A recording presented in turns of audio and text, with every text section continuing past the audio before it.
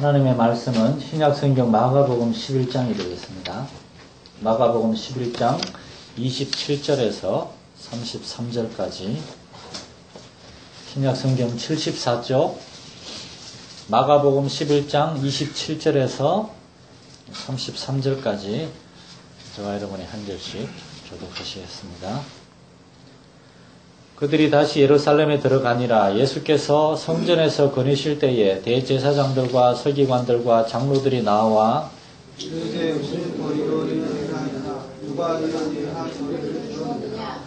예수께서 이르시되 나도 한 말을 너희에게 물으리니 대답하라. 그리하면 나도 무슨 권위로 이런 일을 하는지 이르리라.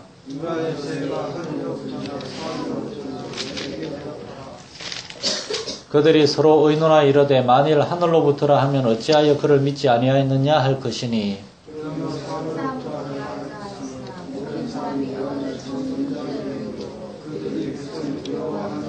같이 읽겠습니다. 이에 예수께 대답하여 이르되 우리가 알지 못하노라 하니 예수께서 이르시되 나도 무슨 권위로 이런 일을 하는지 너희에게 이르지 아니하리라 하시니라. 아멘. 원래 준비한 서론의 말씀이 있는데 오늘 찬송을 부르다가 이 찬송이 너무나 마음에 와닿아가지고 잠깐 나누고 이렇게 설교를 시작할까 합니다. 우리가 아까 준비 찬송으로 불렀던 292장 그 4절 가사에 이런 말씀이 있습니다. 주 없이 살 수 없네 세월이 흐르고 이 깊은 고독 속에 내 생명 끝나도 사나운 풍랑일 때 날 지켜주시니 내 곁에 계신 주님 늘 힘이 됩니다. 아멘. 지난 12월 28일에 실종됐던 에어아시아 비행기가 이제 지금 인도네시아하고 말레이시아 옆에 있는 바다에 추락한 것으로 확인이 되고 그 잔해하고 이제 시신들이 속속이 발굴되는데 거기에 한국 사람 3명이 탔습니다. 박성범 선교사라고 하는 선교사님 가정 부부하고 11개월 된 딸이 탔었습니다. 그 에어아시아기는 저하고 제 아내가 말레이시아 선교사로 있을 때 저 위에 놀고 있는 주원이 주영이가 아기 때 걔들이 5개월 때도 탔었고 아기 때 우리가 수차 이용했던 아주 싸구려 저가 비행기입니다. 좌석이 없습니다. 먼저 이렇게 들어가서 다다닥 달려서 앉는 게 주인입니다. 나이 드신 분들하고 아기 있는 가정을 우선으로 하기 때문에 저희는 비교적 좋은 자리를 얻었는데 먹을 거 하나도 안 줍니다. 다 돈 주고 사 먹어야 됩니다. 그 비행기를 타는 사람은 대개로 가난하다고 볼 수 없지만은 그래도 좀 비싸고 좋은 비행기를 타기 어려운 그러한 서민들일 것입니다. 그 선교사님은 성급이 아끼기 위해서 가장 그렇게 저렴한 비행기를 타고 이제 비자 여행을 갔다가 비자 여행이란 말은 한 나라에 3개월 이상 있을 수가 없습니다.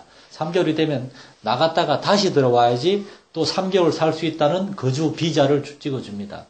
저희도 그런 여행을 한 20번 가까이 했습니다. 7년 동안 했으면서. 이 성교사님 가정은 갔다 와서 인도네시아에서 애기 돌잔치를 하려고 계획하고 있었는데 그 비행기가 추락을 한 겁니다. 그 남자 성교사님의 시신이 지난주에 발견이 됐습니다. 애기 보따리, 애기로 매는 가방끈 있잖아요. 애기 보따리 끈을 붙잡고 죽은 채로 발견이 됐습니다. 죽을 때도 이걸 놓치지 않았던 겁니다. 애기는 발견되지 않았습니다. 이 세 사람은 다 하나님의 영광스러운 부름을 받았습니다. 세상 사람들은 비극이다, 이 무슨 개죽음이냐, 별의별 소리 다 할지언정, 그러나 저와 여러분이 기억할 것은 그분들은 그런 일을 당했지만 준비하고 있었고 두려워하면서 비명 속에 그렇게 죽었을지 모르나 그러나 그들은 준비되어 있었다는 것을 저와 여러분은 기억을 해야 할 것입니다. 제가 여러분에게 말씀드리고 싶은 것은 그 깊은 고독 속에서 비행기가 추락하고 사나운 바다 물결 풍랑이 덮치는 그 무섭고 정말이지 더 이상의 살 소망이 없는 가장 무섭고 힘든 그 순간 그 선교사님 가정은 무엇을 붙들었는가 하면은 예수 그리스도 그분을 통해서 우리에게 영원한 생명을 주신 하나님을 붙들었다는 겁니다. 여러분 기독교 신앙이란 이런 겁니다. 기독교 신앙이란 우리가 따뜻한 예배실에 앉아서 예배 드리고 끝나고 식사하고 좀 있으면 누가 떡도 선물해서 떡도 먹고 서로 사이좋게 덕담을 나누고, 여러분, 이것은 기독교 신앙의 아주 일부분일 뿐입니다. 아까 장로님 기도하신 대로 기독교 신앙이란 이제 하나님 모르는 저 사람들의 삶 속에 들어가가지고 하나님을 섬기는 것은 어떤 것인가. 갑작스러운 비행기 추락사고로 어린 딸과 함께 바다에 빠졌지만 그러나 그 순간에도 두려워하지 않고 붙들 수 있는 하나님이 계시다는 것을 우리가 간증하고 삶으로 보여주는 것. 이것이 바로 참된 기독교 신앙이라는 것을 여러분 기억해 주시기 바랍니다. 목사로서 저희 할 일은 여러분에게 그 깊은 고독 속에서 살아온 풍랑이 마침내 여러분의 삶의 모든 것을 덮치려고 하는 것 같은 그러한 순간에도 여러분이 하나님을 의지하고 믿음과 정말 소망과 평강 가운데 나아갈 수 있도록 여러분을 준비시키는 것. 이것이 목사로서 제 사명이고 또한 이 하나님의 말씀을 전하고 가르치는 가장 중요한 사명이라는 것을 종종 생각하게 됩니다. 세상 모든 사람들이 분노하고 불평하고 불만 그러한 가운데 살아가고 있습니다. 그들의 이 얼굴에 갈짓자를 짓고 전부 다 그렇게 살아가고 있습니다. 예수를 믿는 사람들이 그들과 똑같은 어렵고 힘든 일을 두렵고 그러한 괴롭고 답답한 일을 만난다 하더라도 그 가운데서 우리는 그들과 똑같이 반응하지 않고 우리는 다윗이 부하들에게 그냥 막 돌에 맞을 것처럼 아내와 가족들을 전부 다 아말렉 사람들에게 다 뺏기고 부하들마저 다윗을 돌려치려고 할 때 성경은 뭐라고 그럽니까? 다윗이 여호와를 힘입어서 용기를 냈다 그러는데 저와 여러분이 정말 세상 사람들의 삶 가운데서 그렇게 하나님을 힘입고 살아가는 사람들이라는 것을 보여줌으로 하나님께 영광을 돌리고 또한 그들에게 하나님의 은혜와 사랑을 전가할 수 있는 저와 여러분 되시기를 축원합니다. 이것을 위해서 우리는 하나님께 나와서 예배를 드림으로 하나님의 은혜와 사랑으로 하나님의 성령의 도우심으로 우리의 마음속에 아직도 지난 한 주간의 세상의 일들 속에서 아직도 해결되지 않았던 여러 가지 직장의 일들, 가정의 문제들, 자녀의 문제들, 인간관계의 문제들, 저도 요즘 제 동생 때문에 아주 그냥 골머리를 썩고 있는데 이런 모든 문제들을 안고 우리가 예배 시간에 나왔지만 그러나 하나님 앞에 나아갈 때에 우리가 믿는 것은 하나님이 우리의 삶의 이런 모든 문제들을 다 아시고 이것을 간섭하시고 해결해 주기 원하신다는 것을 우리가 예배를 통하여 하나님의 말씀을 듣고 배움으로 깨닫게 되는 것입니다. 여기에 예배의 의미가 있고 하나님의 말씀을 듣고 배우는 의미가 있는 것입니다. 그래서 예배를 드리고 하나님의 말씀을 배우고 이제 교회를 떠나서 나갈 때 여러분의 표정은 할 수 있다는 하나님이 함께 하시기 때문에 이 모든 부담 짐들이 나 혼자 지고 있는 것이 아니라 하나님이 정말 하나님의 날개 그늘 안에 나를 정말 암탉이 새끼 병아리를 품듯이 나를 지켜보고 계시는구나. 그러한 믿음과 확신 가운데 당장 여러분이 이러면서 나가지는 않겠지만 그러나 마음속에 감사와 기쁨 가운데 확신과 담담을 가지고 여러분이 교회를 나서게 되는 것입니다. 오늘 이러한 은혜가 저와 여러분에게 있어야 되겠습니다. 오늘 말씀해 보면은 예수님께서 예루살렘 성전에서 거닐고 계셨습니다. 마가복음은 그냥 거닐었다고 되어 있지만 마태복음과 누가복음에는 거니시다가 성전에서 백성들에게 하나님의 말씀을 가르치고 있었다고 되어 있습니다. 이게 삶이었습니다. 예수님은 정말 때를 어떤지 모르던지 사람들과 함께 만나서 하나님의 말씀을 전하고 그들에게 하나님의 말씀을 가르쳤습니다. 그들과 함께 나누고 싶은 많은 얘기가 있겠죠. 사람들이 보면 무슨 얘기를 합니까? 남자들은 요새 아시안컵 AFC 축구대회 한국이 전성을 했어. 이번에 이라크도 분명히 이길 거야. 그런 얘기를 하고 있을지 모릅니다. 왜 여자분들은 드라마에서 뭘 합니까? 전 드라마를 통한 보니까 모르겠지만 드라마 얘기를 할 수도 있습니다. 자녀 얘기를 이제 3월달부터 애들 학교 보내는데 우리가 급식비 내야 되는데 이런저런 얘기를 할 수 있겠죠. 그러나 저와 여러분이 때를 어떤지 모르던지 하나님의 말씀을 나누고 전할 수 있는 저와 여러분이 되었으면 좋겠습니다. 이 예수님의 삶이었습니다. 그런데 이러한 예수님을 보면서 대제사장들과 서기관들이 나와서 따지는 겁니다. 무슨 권위로 이런 일을 하느냐? 당신이 뭔데 백성들을 가르치느냐? 이런 일할 권위를 누가 주었느냐? 이들의 얘기가 무슨 말인가 하면 하나님의 말씀을 전할 수 있는 그 권위와 자격은 우리 같은 종교 지도자들, 대제사장, 서기관, 바리새인, 장로들, 장로들이라는 말은 종교적인 어떤 지도자들입니다. 뭐 서기관 바리새인들일 수도 있고 우리만 이런 권위 있고 우리가 허가해 주는 사람만 하나님의 말씀을 가르칠 수가 있다는 것입니다. 그런데 생각해 보십시오. 정작 이 대제사장들과 서기관들과 이 바리새인 이 장로들이 하나님의 말씀을 올바로 가르치고 있었습니까? 그들은 예수님은 뭐라고 하는가 하면 그들은 산과 바다를 건너서 사람을 불러다가 그들보다 더 지옥 자식이 되게 한다고. 천국 문 앞에서 자기들도 들어가지 않을 뿐만 아니라 천국 문에 들어가려는 사람들도 가로막고 있다고. 하나님의 말씀을 그들은 올바로 가르치지 않고 있었습니다. 하나님의 말씀을 받았지만 하나님의 말씀을 전하고 나누지 않았습니다. 여러분 오늘날 세상에 보십시오. 예수 믿는 사람들이 올바로 하나님의 말씀을 전하고 그리고 하나님의 말씀을 삶 속에서 순종함으로 정말 하나님이 살아계시고 하나님의 말씀에 순종해서 살 때 우리가 은혜와 사랑 가운데 살아간다는 것을 보여주지 않고 있기 때문에 이단들이 판을 치는 겁니다. 기쁜 소식이 판을 치고 있는 겁니다. 신천지가 판을 치고 있는 겁니다. 요즘은 이제 우리 교회 신천지 편지가 안 날라와요. 작년까지 우리 교회가 옛날 그 낡고 초라한 건물일 때는 신천지 편지가 거의 한 달에 한 통씩 날아왔는데 요즘은 또 안 날아옵니다. 이렇게 교회 새로 지어가지고 교회 바뀐 줄 아는지 한 만나봤으면 좋겠어요. 도대체 어떤 사람인지 이름이 뭐 하도 많이 바뀌어가지고 뭐 어떤 데는 이름이 뭐 이믿음 씨였다가 어떤 데는 참 신앙 씨였다가 이름이 너무 바뀌어서 예수 믿는 사람이 하나님의 말씀을 올바로 전하지 못하고 하나님의 말씀을 올바로 증거하지 않을 때 거짓된 말씀이 판을 치는 것입니다. 대제사장, 서기관들, 장로들. 이 말씀이 이제 전해진 때는 화요일입니다. 예수님의 마지막 일주일에 두 번째 날인 화요일인데 예수님은 주일날 예루살렘에 입성하신 다음에 월요일날 그리고 화요일날 이제 이틀째입니다. 그리고 수요일날과 목요일이 되면은 최후의 만찬을 하고 금요일날 이제 목요일 밤에 이제 잡혀가서 금요일날 십자가에 못 박힙니다. 이 화요일날 예수님은 오늘 본문을 시작으로 이제 이들 대제사장들, 서기관들, 장로들과 함께 이러한 논쟁을 시작하는데 이것이 11장 후반부에서부터 12장, 13장까지 다 이어집니다. 이게 마가복음은 2장밖에 안 나오지만 마태복음과 누가복음은 적어도 5장 이상 예수님이 이 예루살렘의 종교 지도자들과 함께 참된 하나님 신앙이 무엇인가? 그들은 유대교가 올바른 종교라고 그러는데 그 유대교는 이미 참된 하나님의 말씀과 하나님의 마음에서 떠나버린 율법적이고 거짓된 종교가 되어 있었습니다. 그래서 예수님은 심지어 그들에게 뭐라고까지 말했는가 하면 욕까지 했습니다. 욕까지. 제가 여러분을 바라보고 그 말을 할 수가 없어서 저쪽을 보고 하겠습니다. 이런 독사의 새끼들아 이렇게까지 말씀하셨습니다. 독사의 자식들아. 해칠한 무덤이라고. 속에 죽은 뼈와 더러운 것들이 가득한 거라고. 제사장들과 서기관들, 장로들은 하나님의 말씀을 받은 유대의 종교 지도자들인데 어떻게 이렇게까지 변질되고 부패하고 타락을 했을까?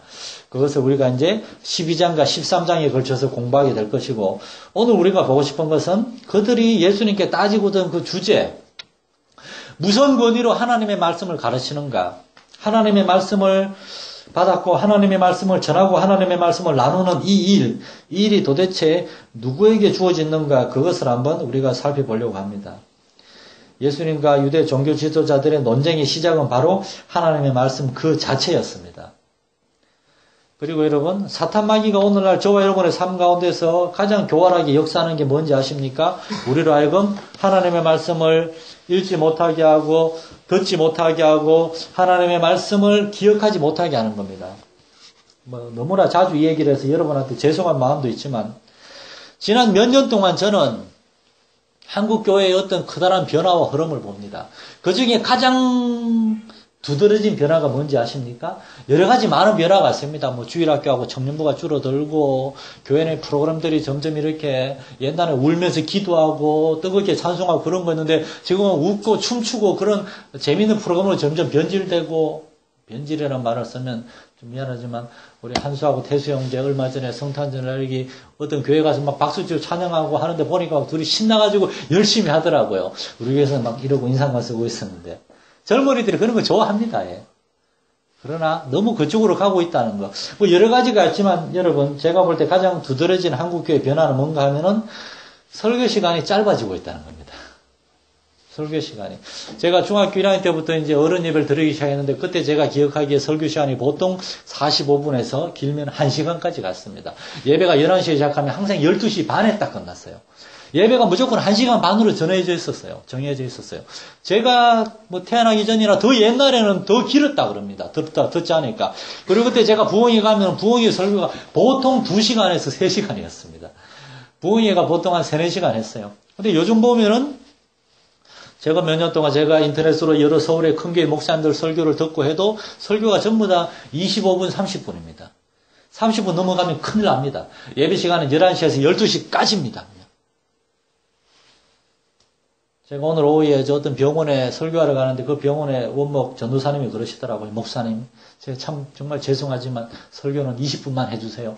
20분 넘어가면 성도, 그 환자들 다 도망갑니다. 그냥 가버립니다. 그러더라고요.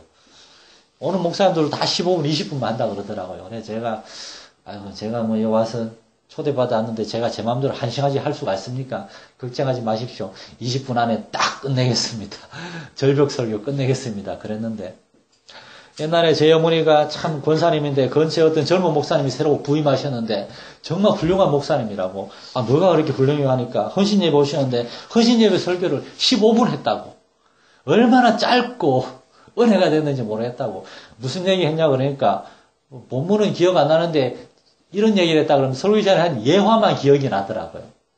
하나님 말씀 무슨 본문에서 무슨 얘기를 했는지 기억이 안 납니다. 여러분도 나중에 이제 오후에 되시면 아마 제가 비행기 그 사고 얘기했던 것만 기억나실 겁니다.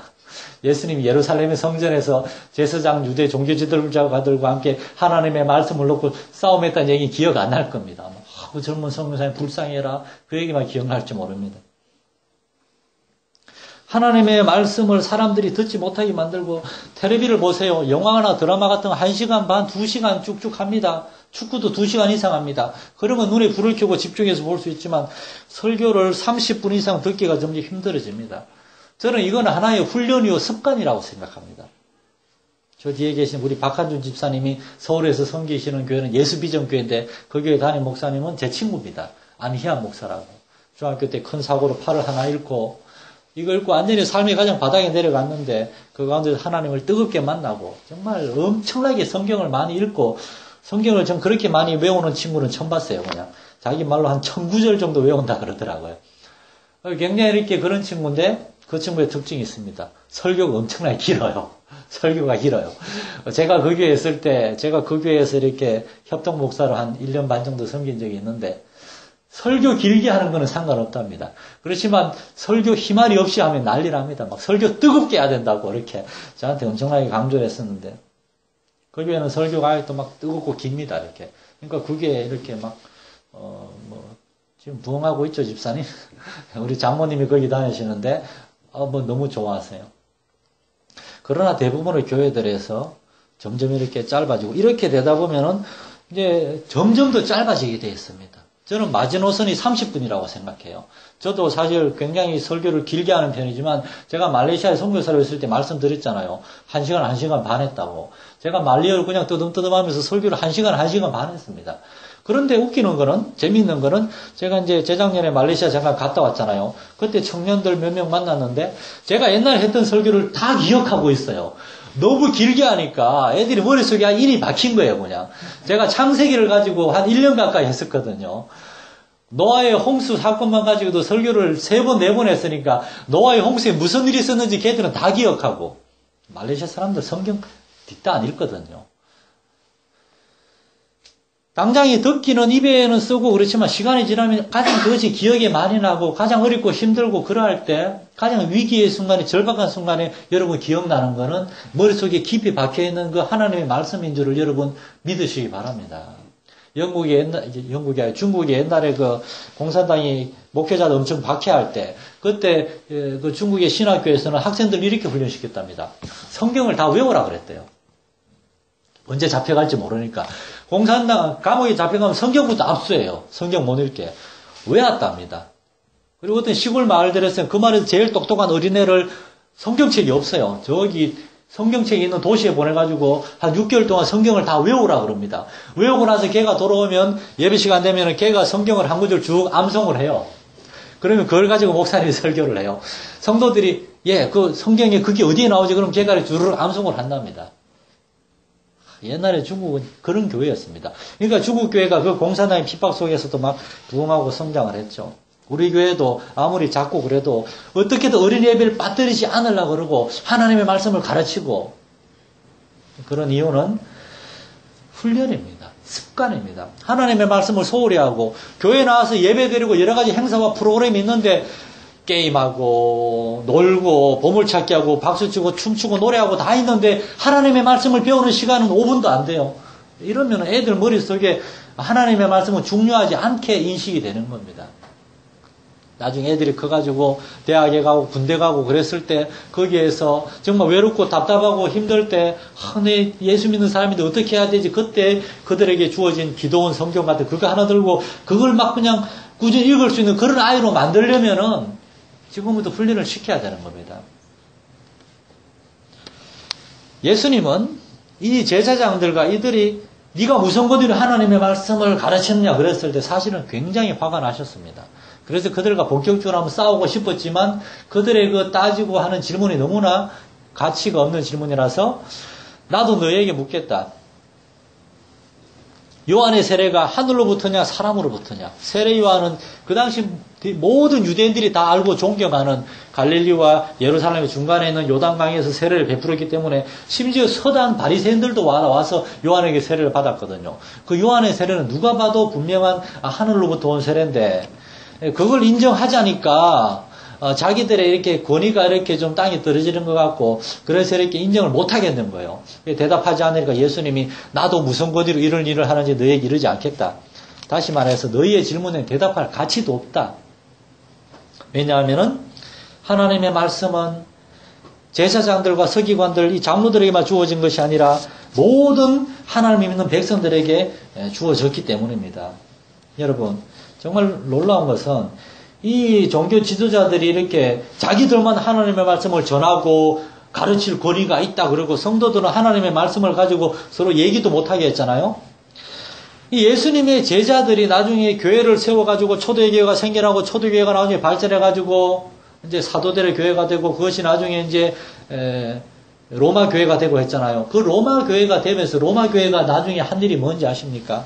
로마 교회가 하나님의 말씀에서 떠나고 부패하기 시작했을 때 그들이 한 일이 정확히 유대 종교 지도자들하고 똑같습니다. 성경을 로마어인 라틴어로만 성경을 만들어가지고 일반 백성들은 라틴어가 어려워서 모르거든요. 일반 백성들은 성경을 읽지도 못하게 했어요. 그 시대를 중세시대라고 합니다. 중세시대 1000년 동안에는 성경은 이 로마 카톨릭 사제들만 읽고 설교할 수가 있었습니다. 일반 백성들은 성경을 가지고 있거나 읽기만 해도 잡혀가가지고 종교재판에서 두드리 맞거나 화형을 당하거나 그랬습니다. 1300년경에 영국에서 윌리엄 틴데일이라는 사람이 틴데일 성경 주석이 있는데 그 사람이 성경을 라틴어에서 영어로 신약 성경을 번역을 했습니다. 그것 때문에 붙잡혀가지고 얼마나 두드려 맞고 모진 옥고를 당하다가 나중에 이제 죽었는데 죽은 이후에도 화가 안 풀려가지고 그 사람의 시체를 꺼내다가 화형에 처했습니다. 로마 카톨릭이. 그러나 하나님의 말씀을 모든 사람들에게 전해야 된다는 일념으로 종교개혁자들이 일어나가지고 그중에 어떤 사람은 막 잡혀가 화형을 당하기도 했지만 계속해서 이 라틴어 성경을 독일어로 프랑스어로 영어로 번역해가지고 막 중세에 퍼뜨리면서 이제 종교개혁이 막 그냥 온 유럽에 퍼져나갔던 것입니다. 종교개혁을 해서 모든 백성들에게 모든 성도들에게 하나님의 말씀을 돌려주자 그런 취지로 시작이 됐던 겁니다. 왜냐하면 하나님의 말씀은 모든 사람들을 위해서 주어졌기 때문입니다. 사탄마귀가 좋아하는 건 사탄마귀의 계획가 그겁니다. 하나님의 말씀을 막는 겁니다. 성도들이 하나님의 말씀을 읽지 못하고 듣지 못하고 깨닫지 못하게. 오늘날 성경이 얼마나 많이 있습니까? 핸드폰 안에도 성경이 있습니다. 그런데 생각해 보십시오. 오늘날처럼 성경을 읽지 않는 시대가 어디 있습니까? 여러분은 매일 아침마다 성경을 읽고 그 말씀에 대해서 생각하고 기도함으로 하루를 시작하십니까? 제가 이걸 많이 주문을 못해서 두 권만 주문해서 우리에게 두 분에게만 주고 있는데 여러분 원하시면 제가 좀 더 주문할게요. 이거 오늘의 양식이라고 매일 성경 한두 구절 읽고 그리고 그 성경을 해설한 본문을 읽고 그 다음에 기도하고 하루를 시작하게 되었습니다. 이런 것들 아무것도 아닌 거 같죠? 여러분 하루에 3끼 밥 먹는 거 그거 별로 심각하게, 중요하게 생각하는 사람이 어디 있습니까? 그날에 뭐 사흘만 굶어 보십시오. 어떻게 되는가? 죽어나잖아요. 하나님의 말씀을 읽지하면은 점점 영역적으로 둔감해지고 밋밋해집니다. 입에서 거친 말들이 나오고 마음에서 부정적이고 어떤 불신앙적이고 그런 것들이 점점 가득 차게 됩니다. 다시 말해서 하나님의 말씀을 읽지 않으면은 이상하게 그 사람이 변질됩니다. 부패됩니다. 오늘날 교회 안에서 뭐 심지어 어떤 목회자들도 그렇고 성도들도 그렇고 좀 겸손하게 다른 사람 이야기를 들어주고 기분 나쁘고 속상해도 참고 이해하고 인내하고 양보하고 그런 일보다 왜 이렇게 입에서 거친 말들과 조금 좀 이해해주고 양보해주고 손해보고 그런 것들이 없이 이렇게 서로 공격하고 그런 것들 교회 안에서 세상 사람들 전부 교회가 국회도 아니고 그런 똑같은 다툼과 그러한 분탕질이 일어나는 이유가 무엇입니까? 하나님의 말씀을 읽지 않고 하나님의 말씀에서 멀어져 있는 성도들의 심령 상태가 점점 세상적으로 돼가고 있는 것입니다. 저는 우리가 하나님의 말씀을 읽지만 나중에는 하나님의 말씀이 우리를 읽게 된다고 제가 여러 번 말씀을 드렸잖아요. 하나님의 말씀은 살아있고 운동력이 있어 좌우에 날선 검과 같이 좌우에 날이 서가지고 이쪽 저쪽 다 우리 마음속의 관절과 배부를 찔러 쪼개고 다시 말해서 우리의 마음속에서 심령 속에서 하나님의 말씀이 일하시는 겁니다. 여러분의 삶 속에서 하나님의 말씀을 이렇게 경험할 수 있기를 축원합니다. 항상 그런 것은 아니지만은 그래서 예수님은 대제사장들과 서기관과 장로들 앞에서 담대하게 말씀하신 겁니다. 그런 일에 난 대답할 이유가 없다고. 왜냐하면 하나님의 말씀은 모든 사람에게 주어진 것이기 때문에. 하나님의 말씀을 우리가 점점 더 읽게 되고 하나님의 말씀을 듣고 하나님의 말씀이 우리의 심령 속에 자리 잡을 때 우리 안에서 변화가 일어나게 됩니다. 하나님의 말씀을 통해서 우리가 점점 우리 속에는 내적인 성품이 새로워지고 우리의 삶의 모습이 거룩하게 변화될 때 여러분 하나님이 가장 기뻐하십니다. 자녀들이 정말 이제 어리고 철없고 그런 아이들이 점점 자라면서 동생들도 생각하게 되고 부모님도 생각하게 되고 이렇게 철이 들어가는 거 그런 거 보는 게 얼마나 보람되고 기쁩니까? 교회 안에서 우리 성도들도 목회자도 그렇고 어떤 성도가 교회 안에 처음 왔을 때는 굉장히 거칠고 좀 막 험해요. 제가 그저께 금요일 저녁에 어떤 집사님을 만났는데 처음 보는 분인데 뭐 식사하면서 얘기하는데 막 내가 옛날에는 남편 잃고 혼자 사시는데 내가 옛날에는 예배 드리고 난 다음에 집에 가면 너무나 외롭고 답답해서 집에 가는 길에 소주를 사간답니다. 소주 갖다 놓고 소주 한 잔 따라가지고 그거 마시면서 이러면서 막 그러고 살았답니다. 이렇게. 그리고 이렇게 어쩌다 소주 살 때 어떤 아줌마 아저씨가 아줌마가 소주 사가 그러면 막 욕을 했답니다. 내가 소주를 마시든 뭐든 네가 웬 지랄이냐고 막 욕을 했답니다. 그러다가 한 7년 전부터 7년 전이라나 15년 전이라나 이게 뭔가 그러면서 막 변화가 되기 시작했다는 겁니다. 교회에서 그분이 점점 변화되는 거 보고 그전에는 그분이 무서워서 이렇게 말도 안 걸던 성도들이 그분하고 가까워지고 그런데 얘기하는 스타일이 아직도 그 거친 게 남아있어요. 욕만 안 하지 굉장히 이렇게 저하고 제 아내를 처음 보는데 얼마나 막 세게 말하는지 막 제일 무서워가지고 이렇게 가만히 있었어요. 그러니까 하나님의 말씀이 사람을 변화시키는 것 우리가 그걸 볼 때 얼마나 기쁩니까? 한 사람이 하나님의 말씀을 통한 성령의 능력과 은혜 안에 점점 변화되고 그가 성숙해져 갈 때 여러분 하나님이 기뻐하실 뿐만 아니라 주위 사람들도 보게 됩니다. 같은 교회 성도들만 보게 되는 게 아니고 그 주변의 가족들과 이웃들도 보게 됩니다. 우리가 복음을 전한다고 하는 것은 말로 하는 것이 아닙니다. 바울 사도는 말합니다. 하나님의 말씀이 우리에게 임할 때 그 말씀이 오직 능력과 성령의 능력과 변화하는 능력을 우리에게 임했다고. 하나님의 말씀이 입으로만 말하는 것이 아니라 그 하나님의 말씀이 우리를 변화시킨 그러한 것들을 우리가 보여줄 수 있어야 된다는 것입니다.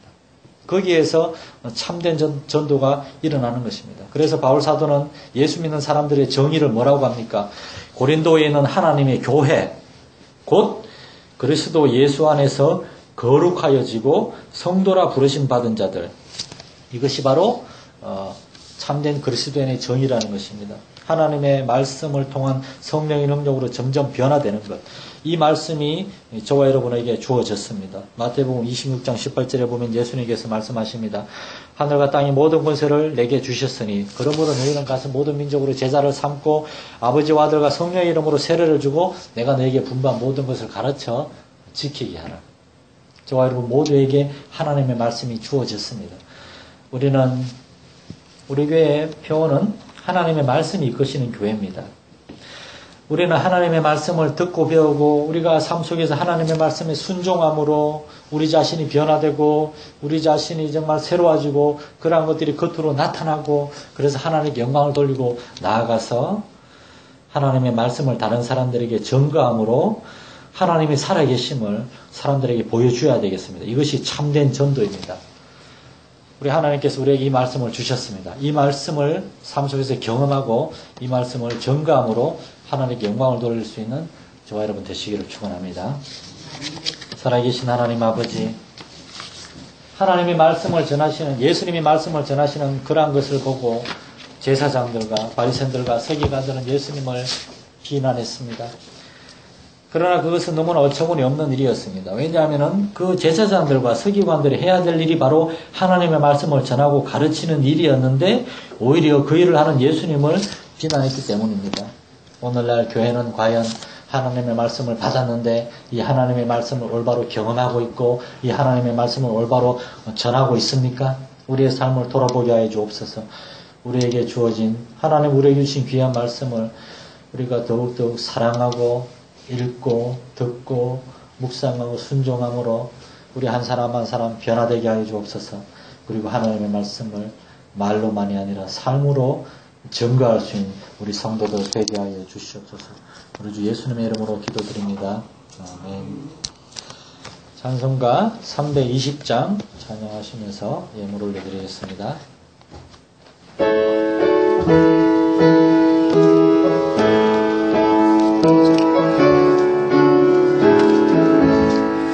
나의 죄를 정케 하사 주의 일꾼 삼으신 구세주의 넓은 사랑 항상 찬송합니다. 나를 일꾼 삼으신 주 크신 능력 주시고 언제든지 주 뜻대로 사용하여 주소서. 내게 부어주시려고 은혜 예비하신 주 주의 은혜 채워주사 능력 있게 하소서. 나를 일꾼 삼으신 주 크신 능력 주시고 언제든지 주 뜻대로 사용하여 주소서. 죄의 짐을 풀어주신 주의 능력 그도다. 불피로 사신 예수 내 맘속에 오소서. 나를 일꾼 삼으신 주 크신 능력 주시고 언제든지 주 뜻대로 사용하여 주소서. 주여 내게 성령으로 충만하게 채우사. 수가 강물처럼 흐르게 하옵소서. 나를 일꾼 삼으신 주 크신 능력 주시고 언제든지 주 뜻대로 사용하여 주소서. 아멘. 예배 오신 여러분을 예수님의 이름으로 환영합니다. 오늘 오후 예배 마치고 오늘 오후 예배는 좀 이렇게 해서 좀 짧게 드릴 건데 2시 반에 저기 마산역 옆에 있는 동마산병원에서 이제 상남교회 이제 소개로 거기 신우회 예배가 있습니다. 상남교회 성도 한 분이 나중에 신학을 하시고 전도사님이 되셔서 동마산병원 원목으로 계십니다. 어렵게 들어갔다 그러더라고요. 처음에 반대가 많았는데 한 원무 가장분이 독실한 집사님이어서 그분 때문에 동마산병원 원장님은 그 병원에 원목실이 있는 줄도 모른답니다.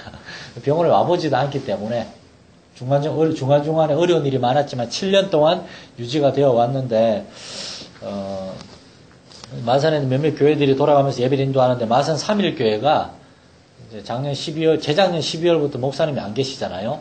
그때부터 이제 예배 인도를 못 하고 있답니다. 그래서 상남교회가 한 달에 2번씩 인도하다가 좀 많이 바쁘고 해서 우리 교회 괜찮으면 한번 인도해 보라 그랬는데 제가 확답은 안 짓고 한번 가서 보고 이렇게 한번 얘기하겠다 그랬습니다. 제가 지난주 금요일 날 병원 가서 그 전사님을 만나고 했는데 참 좋으시더라고요. 이렇게 오늘 오후 2시 반에 이제 저하고 장로님이 갈 건데 다른 분들 시간 되시는 분들은 좀 같이 가셔도 좋겠습니다. 우리 장로님이 예배를 위해서 기도해 주시고 제가 설교를 할 겁니다. 근데 그 원목실에서 원장님이 그 떡을 보내왔습니다. 오늘 설교 감사하다고 떡 좀 식사하고 나눠 드시라고. 우리가 원래 이런 거 해줘야 되는데 거기서 서로 해줘서 우리가 미안한 지경인데 그 동마산병원 그 원목실 그 병원 사역을 위해서 앞으로 많은 기도 좀 부탁드리겠습니다. 신약 통독 프로그램 수요 예배 기억해 주시고 연말 정상용 기부금 영수증 신청해 주시기 바랍니다. 우리 태수 형제가 우리 한수가 인도했는데 지금 이제 혼자 계속 나옵니다. 오늘도 혼자 이렇게 먼 길을 와줬는데 태수 형주가 하나님 은혜 안에서 믿음이 잘 자라나고 또한 직장도 하나님께서 좀 안정되고 좋은 직장으로 잘 인도해 주시도록 이렇게 많은 기도를 부탁드리겠습니다. 우리 박하춘 집사님 또 와주셨습니다. 우리 집사님 여기에서 하시는 모든 일들 사고 없이 안전하게 잘 마무리될 수 있도록 기도 부탁드리겠습니다. 또 우리 여기 아픈 사람들이 많아요. 뭐 우리 정민이네도 그렇고 또 우리 이정희 집사님도 참 겉보기 멀쩡해 보이지만 속은 많이 다르다 그럽니다. 이렇게 좀 많은 기도를 부탁드리겠습니다. 예물 들으셨습니다. 장금수 원사님 신앙수영제 10의 1조 장금수 원사님 선교원금 감사금 영육간 강건하게 하소서 신앙수영제 박연진 목사 김성영 사모님 그리고 범사에 하나님께 감사합니다. 박효수 장로님 그리고 박한춘 집사님 그리고 무명으로 감사한금 그리고 김천 서부교회하고 여기 이제 김해에 가면 시온중앙교회라고 있습니다. 거기 이제 선배 목사님이 섬기시는 교회인데 올해부터 우리 교회를 좀 후원하고 싶다고 거기에서도 후원금을 보내주셨습니다. 제가 언제 한번 주보에 우리 후원해주는 교회 쭉 기록을 할 테니까 기도 좀 해주시면 감사하겠습니다. 우리 하나님께 감사기도 드리고 축도로 예배 마치겠습니다. 살아계신 주님, 참으로 예수님이 이 땅에 오신 것은 하나님이 우리를 사랑하시고 우리에게 그 하나님의 사랑의 말씀을 전달하시기 위함인 것을 예수님은 삶으로 보여주셨습니다. 심지어 예수님이 십자가까지도 하나님이 우리를 사랑하신다는 놀라운 말씀의 선포였습니다. 오늘날 우리는 이 기록된 이 하나님의 말씀을 정말 주야로 읽고 묵상하고 사랑하고 이 말씀에 기록된 대로 순종함으로 하나님이 예비하신 은혜와 복을 받아 누리며 나아가서 하나님께 영광 돌리고 하나님을 증거하는 삶을 살아야 되는데 오늘날 우리가 말씀에서 너무나 동떨어져 있는 것을 보게 됩니다. 우리 사랑하는 마산 열린교회 성도들은 하나님의 말씀을 사랑하고 하나님의 말씀이 이끄시는 그러한 삶을 사는 복된 성도들 되게 하여 주옵소서. 말씀을 경험하게 하시고 말씀을 통해 우리 삶의 역사는 하나님의 능력을 힘입게 하여 주시옵소서. 이런 시간 하나님 앞에 정성껏 예물을 드렸습니다. 예물을 받으시고 성도들의 삶의 필요를 채워주시고 삶을 인도하여 주옵소서. 10의 1조 감선금 선교원금 이 목적대로 주님 귀하게 쓰여져서 주의 교회가 든든히 세워져가고 주의 복음이 힘있게 전거되고 우리 성도들의 가정에 하나님의 놀라우신 그 간섭하심과 역사가 복을 경험하는 귀한 삶이 있게 하여 주시옵소서. 각 가정에 기도의 제목이 있습니다. 직장의 기도의 제목, 자녀들을 놓고 가정에 아픈 사람들을 놓고 또한 개인적인 어려움을 놓고 하나님 여러 가지 또한 인생의 진로의 문제를 놓고 기도한 우리 형제들 주님 기억하시고 하나님 응답하여 주옵소서. 우리는 말씀과 기도로 하나님께 나아가서 하나님 인도하심을 신실하게 따라가는 우리 복된 성도들 되게 하여 주시옵소서. 우리가 하나님의 은혜와 사랑을 경험하고 우리의 삶 가운데 그 은혜 안에 기쁨 가운데 살아갈 때 우리 주변 사람들이 우리를 통하여 하나님을 발견하게 되는 역사가 있게 하여 주시옵소서. 오늘 오후에 동마산병원 신호의 그 환우 예배도 하나님께서 함께 하시고 많은 환자들 모여서 하나님의 말씀을 듣고 하나님을 알게 되는 역사가 있게 하여 주시옵소서. 지금은 우리 주 예수 그리스도의 구원의 은혜와 살아계신 하나님의 크신 사랑하심과 성령님의 감화감동 역사하심이 우리 사랑하는 모든 예배드리는 성도들의 심령과 그 가정과 삶의 터전 또한 사랑하는 자녀들 위에 그 모든 기도의 제목들 위에 지금부터 영원히 함께 하시기를 간절히 축원하옵나이다.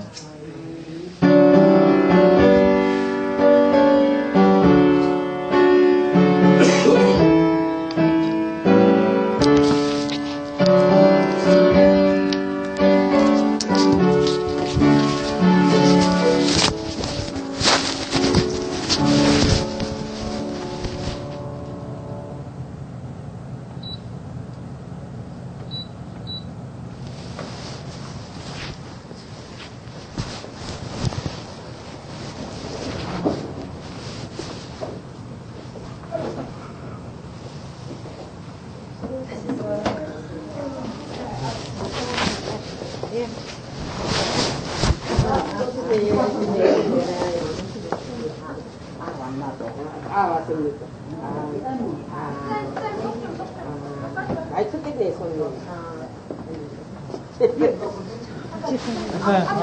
잠깐만, 조금만 하세요. 좀 따뜻할 때 조금.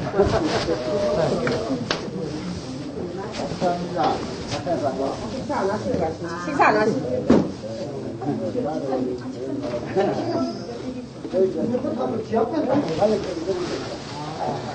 거짓말 있었다 해가지고 거짓말 있었다 해가지고